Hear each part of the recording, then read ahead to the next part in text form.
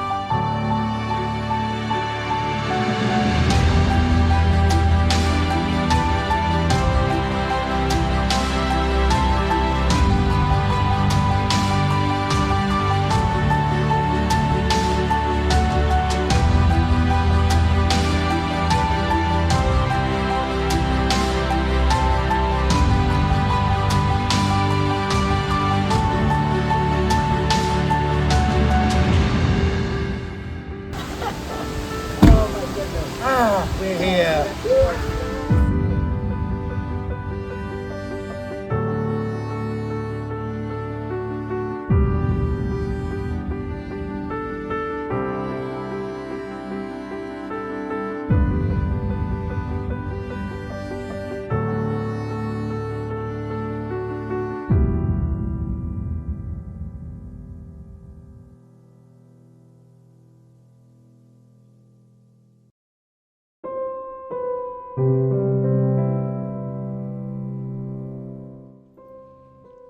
You can't hear what I'm saying. No, I cannot. Good, because it's in my hearing aid. Oh.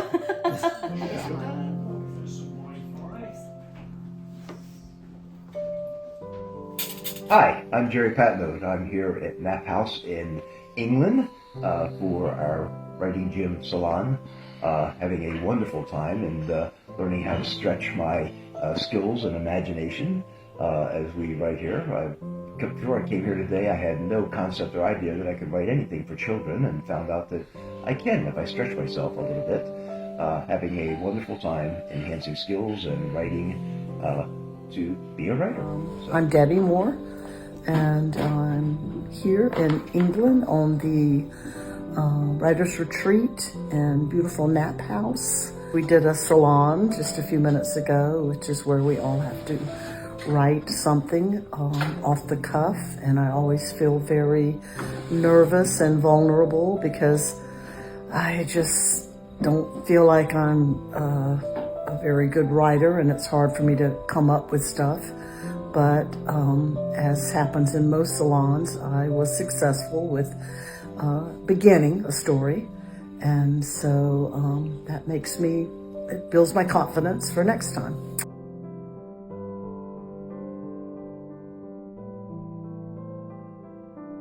I'm Barbara Patty from Michigan in the United States. My story, When Thanksgiving Meets Christmas, has just been published in Chicken Soup for the Soul.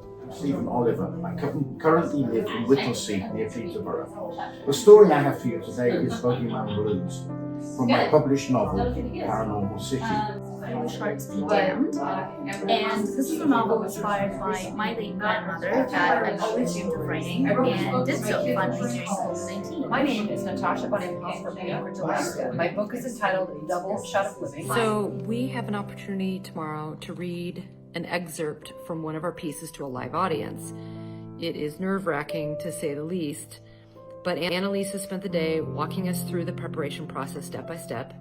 First, we wrote our introduction, then we practiced just that several times, then we read from our excerpt, then we put it all together and videotaped ourselves. This occurred over several hours, allowing for practicing, editing, and reviewing. And this is a good confidence booster, and I feel prepared for tomorrow.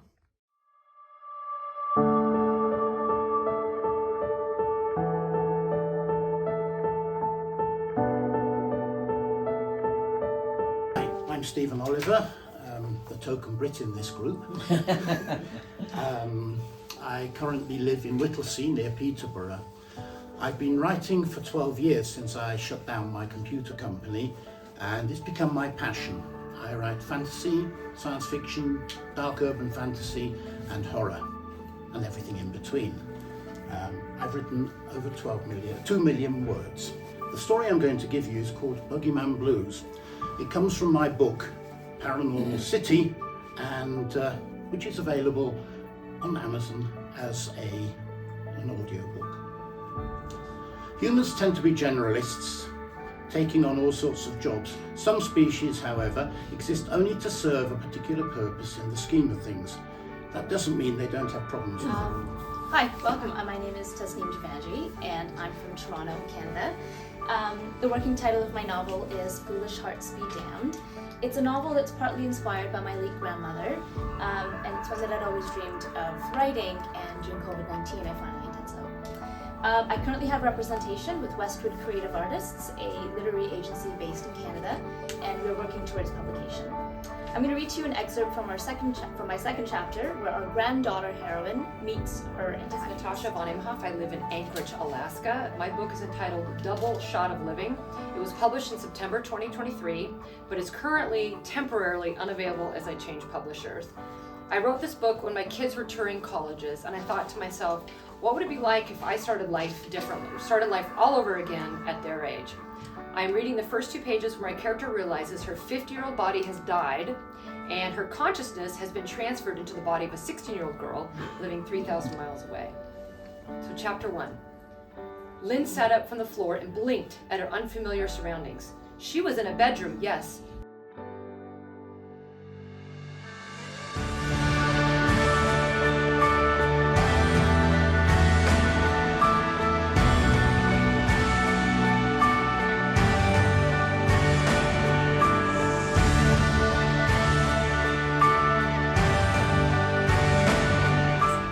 Things get awkward. And publishers want the best deal for themselves. They're in it to make money. That's why they're publishers. That's their job. And I've negotiated the contracts of many of the people in this room with them. If you don't know what to look for, they're going to ask for too much. And then you have to sort of know what are your rights as an author. An agent knows that inside and out. And an agent gets paid when you get paid, so it's in their best interest to get you paid well. So an agent is always really helpful.